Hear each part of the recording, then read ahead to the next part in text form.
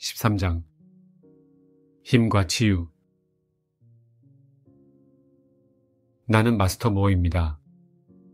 자신을 기꺼이 가속하겠다고 결정을 내리는 지점에 도달한 사람들에게 우리가 열어준 파티에 관한 가르침으로 시작해 보겠습니다.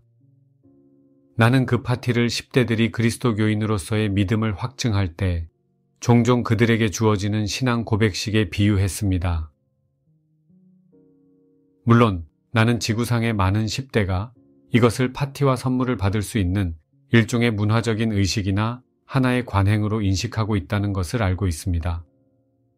그럼에도 불구하고 그 이면의 더욱 깊은 의미는 실제로 여러분이 자신의 그리스도 신앙을 의식적으로 확인할 수 있는 성숙한 지점에 이른다는 것입니다. 물론 나는 여러분에게 믿음을 가지고서 무언가를 따르라고 요구하는 것이 아닙니다. 나는 경험을 통해 가르치고 있는데 믿음이 내가 가르치는 것과 무슨 상관이 있습니까? 여러분이 경험을 한다면 자신이 경험하지 못한 무언가를 믿을 필요가 있을까요? 경험이 가능하다고 믿는 것은 그 경험을 하는데 마음과 가슴을 연다는 측면에서는 도움이 되지만 여러분의 궁극적인 목표는 바로 그 경험을 하는 것입니다. 집중적인 성장의 시기. 여러분이 진정으로 이것에 전념할 때 자신이 발견한 힘을 사용해서 자아감을 크게 가속하는 단계로 진입할 수 있습니다. 여러분은 이전의 자아감을 넘어서 자신을 가속할 수 있습니다. 이제 많은 학생이 은거처에서 그들의 깨어있는 의식으로 경험하는 것과 일치하는 시기로 들어갑니다.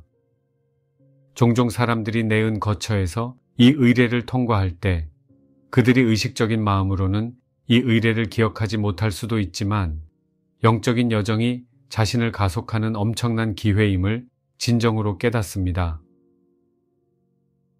특히 우리 가르침을 알고 있는 사람들은 종종 이제 더 열정적으로 이 가르침을 공부하고 이전보다 더 큰 열정으로 디크리들과 기원문들 낭송을 실천하는 데 전념합니다.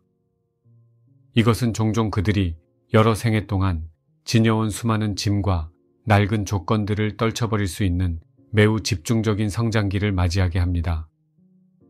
이것은 엄청난 성장 과정이고 엄청난 가속입니다. 다른 초안들의 은거처로 가기. 가속하겠다는 여러분의 자발적 의지를 실제로 확인하는 이 의례를 통과한 후에는 말하자면 여러분이 더 이상 내 은거처에만 한정되지 않는다는 사실로 인해서 이 과정이 촉진됩니다. 말하자면 이 의례는 여러분의 가속 의지를 시험하기 위한 시험장이기 때문에 여러분이 이것에 전념하겠다고 약속할 때까지는 단지 일광선의 은거처에만 참석할 수 있습니다. 처음에 여러 단계에서 설명했듯이 나는 여러분을 그런 결정을 내릴 수 있는 지점에 이르게 하고자 합니다. 하지만 여러분이 그 결정을 하기 전에는 다른 어디에도 갈 수 없습니다. 진정으로 여러분은 다른 초안들의 은거처로 갈 수 없습니다. 하지만 일단 여러분이 그 결정을 내리면 여러분은 자신의 여정에서 어떤 문턱, 어떤 난관을 넘어서는 데 필요한 은거처로 갈 수 있습니다. 일부 학생들이 과거의 집 너머로 자신을 가속하기 위해서는 어떤 것에 관해 추론해야 하므로 자신의 추론 능력을 확장하는 법을 배우기 위해서 마스터 란토의 은거처에 갈 수도 있습니다. 다른 학생들은 그들이 사랑받을 가치가 있다는 사실을 받아들이는 능력을 키우고 더 많은 사랑을 경험하고 흡수하기 위해 베네치아의 폴은 거처로 갑니다. 물론 또 다른 학생들은 이 지점에서 세라피스 베이의 은거처로 가서 과거의 많은 것을 넘어 자신을 가속하기 위해 가속의 힘, 가속의 화염, 순수의 화염을 사용하는 것으로 엄청난 도움을 받습니다. 규칙을 따르는 것으로는 상승할 수 없습니다. 하지만 또한 세라피스는 이러한 학생들에게 그들의 개인적인 여정의 현 시점에서 순수와 가속의 화염이 그들을 위해서 할 수 있는 것에는 한계가 있다는 매우 명확한 인식을 줄 것입니다. 비록 세라피스가 상승과 상승 나선, 상승 코일을 담당하는 주요 스승이기는 하지만 그는 이 시점에서 학생들이 상승 나선으로 들어갈 준비가 되지 않았음을 명확히 하기 때문입니다. 그 이유는 매우 단순합니다. 규칙을 따르는 것으로는 상승할 수 없기 때문입니다. 우리 상승 마스터들은 여러분에게 지구에서 어떤 외적인 가르침을 줄 수 있습니다. 그것은 유효한 가르침이지만 여러분이 그 외적인 가르침을 공부한다고 해서 상승할 수 있다는 의미는 아닙니다. 일부 학생들은 유효한 외적인 가르침을 받아들이고 자신을 위한 여러 규칙을 만드는데 그것을 이용했습니다. 또 일부 학생들은 만약 규칙을 따르고 디크리드를 수행하며 이 일은 하고 저 일은 하지 않는다면 상승할 것이라고 의식적인 마음으로 실제로 믿고 있습니다. 하지만 그렇지 않습니다. 그들은 그들의 외면의 마음으로 이렇게 믿고 있는 것입니다. 왜냐하면 그들은 존재의 내적인 수준에서 자신을 가속하겠다고 서원하지 않았으므로 세라피스 베이의 은거처에 참석할 수 없었기 때문입니다. 그들은 규칙을 따르는 것으로는 상승할 수 없다는 교훈을 배울 수 없었습니다. 상승이 무엇이기에 그런 것일까요? 그것은 창조적인 과정입니다. 여러분은 먼저 7 광선을 통과하고 그 다음 비밀 광선과 여러분의 그리스도 의식을 통과해서 오직 자신의 온전한 창조력을 펼침으로써만 상승할 수 있습니다. 오직 여러분의 I am 현존이 여러분을 통해서 표현하고 싶은 것을 창조적으로 표현함으로써만 현존이 여기 지구에서 여러분을 통해서 주고자 하는 선물의 충만함을 표현하는 지점에 도달할 수 있습니다. 그러면 여러분은 상승할 준비가 됩니다. 알다시피 I am 현존은 여러분이 지구에서 카르마를 만들고 그 카르마를 균형 잡고서 떠나게 하려고 여러분을 보낸 것이 아닙니다.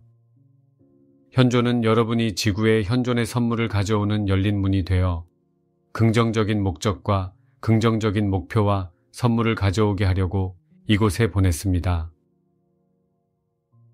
현존이 선물을 충분히 주었다고 만족할 때까지는 의식하는 자아, 육화 중인 생명 흐름인 여러분은 상승할 수 없습니다. 왜냐하면 여러분은 완전한 열린 문이 되는 여러분의 목적을 이루지 못했기 때문입니다.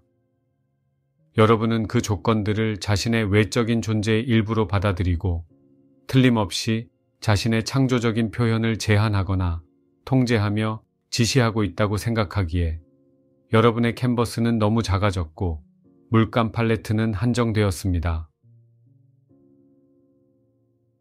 치유의 필요성.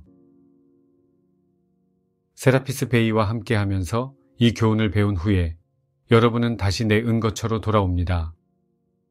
이제 나는 5번째 단계를 시작하는데 이것은 치유의 광선을 사용하는 것입니다.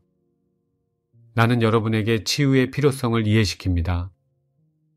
나는 여러분이 순수의 화염을 사용해서 이전 수준을 넘어 자신을 엄청나게 가속해 왔을지라도 순수의 화염을 통해 자신을 실제로 가속하는 데는 어떤 한계가 있다는 것을 보도록 도와줍니다.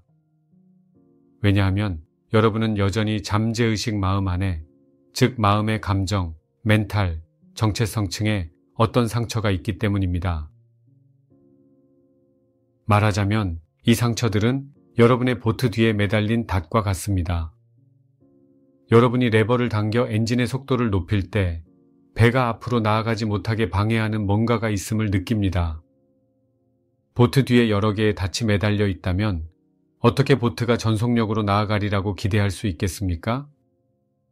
이제 여러분은 가속하는 것을 멈추고 잠시 휴식을 취하면서 진솔하게 거울을 보고 이렇게 말할 때입니다.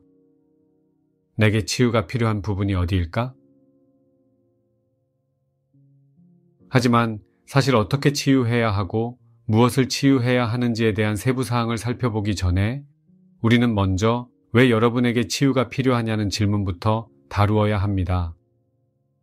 이것은 많은 학생이 의식적인 마음에서 진정으로 고려하지 않았던 질문입니다. 사실 이것은 많은 학생이 의식적인 마음으로 깊이 생각해 보지 않았던 것입니다. 이러한 이유는 부분적으로는 거짓 교사들이 만든 기준 때문입니다. 왜냐하면 그 기준은 많은 사람이 특정한 규칙 또는 특정한 가르침을 따르게 하거나 특정한 입장을 취하게 함으로써 상승 자격을 얻을 수 있다고 확신하거나 자신이 어찌됐든 영적인 노력의 궁극적인 목표를 정의하고 있다고 믿도록 하기 때문입니다.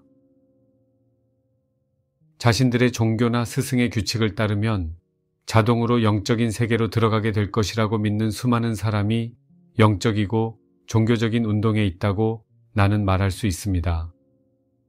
당연히 모든 것이 창조적인 과정이기 때문에 이렇게 되지 않습니다. 여러분의 창조력을 충만하게 표현하려면 I am 현존에게서 오는 여러분의 창조력의 힘을 방해하는 상처와 한계와 조건들을 여러분은 살펴봐야 합니다.